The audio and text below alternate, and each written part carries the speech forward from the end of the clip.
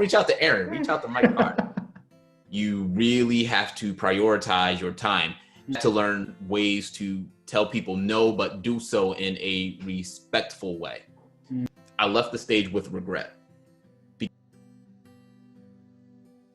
Thank you so much for your love and support for episode 1 of Aaraon Beverly's interview. Here are a quick recap.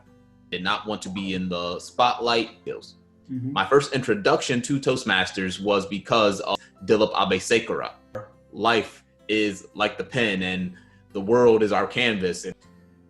As a communicator, you have to know how to communicate with those different people. Public speaking is a phone conversation. Public speaking is a one-on-one conversation. Public speaking is an interview like this one. One of the most underrated parts of public speaking is networking. So learning how to communicate your value to someone else, that is networking. In the second part, we go a bit deeper and I ask Aaron about his life failures and what has been the impact of COVID-19. I hope you'll enjoy that as well. Please write your learnings in the comment section and don't forget to like, share, and subscribe to my channel. So over to the part 2 of inspirational interview with Aaraon Beverly. Thank you so much. My next question is, and it's more about where I go a little bit deep with my interviewees, is everybody likes to post about their success. This is what I've achieved. This is what I've done. But what I'm more interested is to know about 1 or 2 instances where they really had failure encountered and what were their learnings. I would say one of the biggest failures was me not putting myself out there earlier. There were probably so many opportunities that I had when I was growing up, whether that was in high school or my early years of college, where had I gone out, had I participated, had I volunteered for something, it would have been extremely beneficial for me in the future. I know that now because of what I've done with public speaking. I'm not the most intelligent person in the world. I'm not the most skilled person in the world, but I just worked hard on a certain aspect because I decided to stand up and volunteer and just take a chance on something. And I took a chance on public speaking and I started learning more about public speaking. I mastered public speaking to the point where I now can travel across the world because people want to hear me speak in different places, or I get to compete in different places. That has been one of my biggest regrets, just thinking, what could I have done had I stood up a little bit earlier, had I decided to speak up a little bit earlier. Another one that comes to mind is through the international speech contest. The international speech contest, Toastmasters holds a competition every single year. About 30,000 people around the world participate in the Toastmasters International Speech Contest. And it culminates in the World Championship of Public Speaking. I made it to the World Championship of Public Speaking in 2016. When I did that, I gave a speech and people loved the speech. It's on YouTube if people are interested in seeing it. It's simply known now as the 57-word title speech because I use a very extremely long title to introduce my topic. But when I left the stage that year, I left the stage with regret because I personally felt that I did not do the best that I could. When I was on stage, there were a couple of fumbles that I made in my speech. And when I made those fumbles, I immediately started thinking, did the judges catch that? I'm pretty sure they're going to mark me down for that. All of a sudden, my mind is focusing on judging. It's focused on what I could possibly get instead of what I could give. So similar to my point about networking, where you're communicating value, I wasn't focused on communicating the value to my audience. I wasn't focused on giving my audience the message. As a result, I feel that there were some stories that usually I could tell with such passion I wasn't able to tell it with as much passion. And I don't know, had I not messed up, had I been able to deliver the speech that I had intended to give, I am not here to say that that would have won me first place in 2016. But what I am saying is that I would have been a lot prouder of my performance had I been able to give the speech the way that it was intended to have been given. When I left the stage in 2016, I said to myself, I'm going to focus on speech execution. And if I ever get back to that stage, I'm going to make sure that I concentrate on my speech and the message. I do not care about the judging once I hit that final stage. Now, a funny story that a lot of people don't know is that if you look at pictures of the 2016 World Championship of Public Speaking stage, you will see that it was almost identical to the 2019 World Championship of Public Speaking stage. When I saw that, I felt that that was the world telling me, Aaron, we're going to give you a second chance to do this right. Nice. I went on stage, I gave my speech, I did fumble, but this time around, I knew that I was focused on my message, so I just powered through. I did not think about judging or what I could win as a result of my speech. I focused on my message and my audience. And as a result, I was able to win the World Championship of Public Speaking.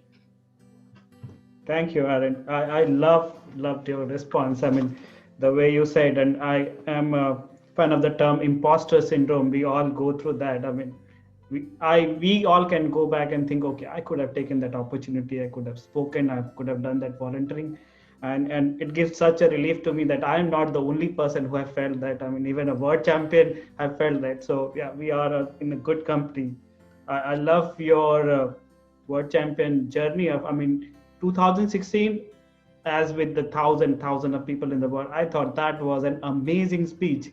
But what is most important is that you did not feel that you gave your best, and you kept on coming back years after years. And I remember when you were there giving in 2019, I was in India, and it was about 1:45 a.m. I was still awake, and the moment they announced that Aaraon Beverly is the world champion, I jumped out of the bed, started my wife and others. But yeah, that is the power of the message. And thank you so much. You have been an absolute grace to the world champions. So my next question to you is, now the baton has passed. We all know Mike Carr is the new world champion. So how has the life changed for you after you won the world champion? And I'm sure you would have heard this question now 250 times so far. So let me make it more interesting by asking you, how has your life changed after the arrival of the elephant on the word, to say, the COVID-19? How has that COVID-19 impacted your life, and how are you dealing with it? Yeah. Well, winning the World Championship of Public Speaking, a lot of people are going to want you to travel to different places, as I alluded to before. But because of COVID, that changed greatly. And now I am now flooded with requests for speaking engagements online. And it's a little bit of fool's gold, because you think, oh, I have more time, I don't have to travel now, so I can accept these things. But you forget to realize that there are a lot of people out there who want to have a little bit of your time. Yeah. So it gets really hard to organize your calendar around all of these events if you're a person who wants to say yes. And that's a way that I was for a long time. So one of the things that I had to learn was I had to learn how to say no in a nice way. As much as I would want to, I do not have the time or the energy to accommodate every single request that comes to me. I agree. So I had to learn ways to tell people no, but do so in a respectful way.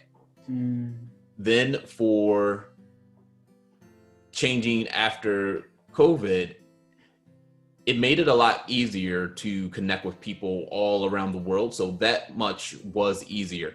And I am not going to lie that I am a fan of not having to travel for 14 hours to get to certain places in Asia. I remember when I went to India, I was literally in the air for about a day before landing in Bangalore.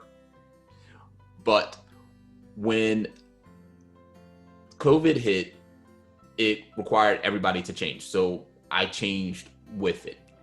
Now, when it comes to the 2020 world champion, Mike Carr, I haven't really been able to see too much of a difference. So I do still get the request, but I'm pretty sure that as time goes by, he's going to siphon off a lot of those requests that I was receiving as the 2019 world champion. And I say I've never been happier to just push some things to the side to another person, but he can have all of that. So don't reach out to Aaraon, reach out to Mike Carr.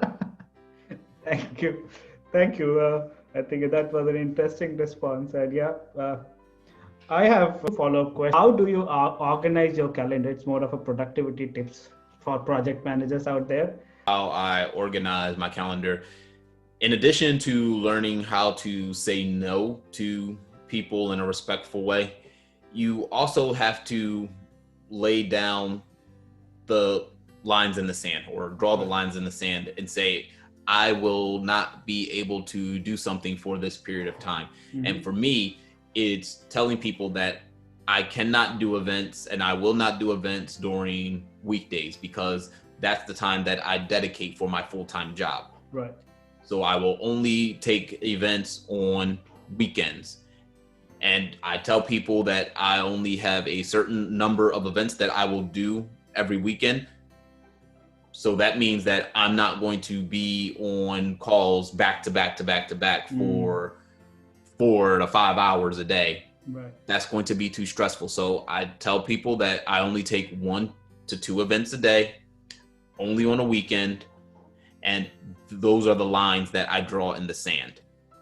You really have to prioritize your time so that when you do get an opportunity, I'm never saying that I will never take a meeting or do an event during a weekday. But since I have drew those lines in the sand, if something of real big value comes my way, if somebody wants me to do a paid presentation, I'll be more accommodating and I can be more flexible, because I actually do have a lot of open time that I've just dedicated solely for the most important events. Right. So you really have to prioritize what you want to do, and you have to draw those lines in the sand, because otherwise your calendar is just going to be completely crazy and you're going to tire yourself out extremely fast.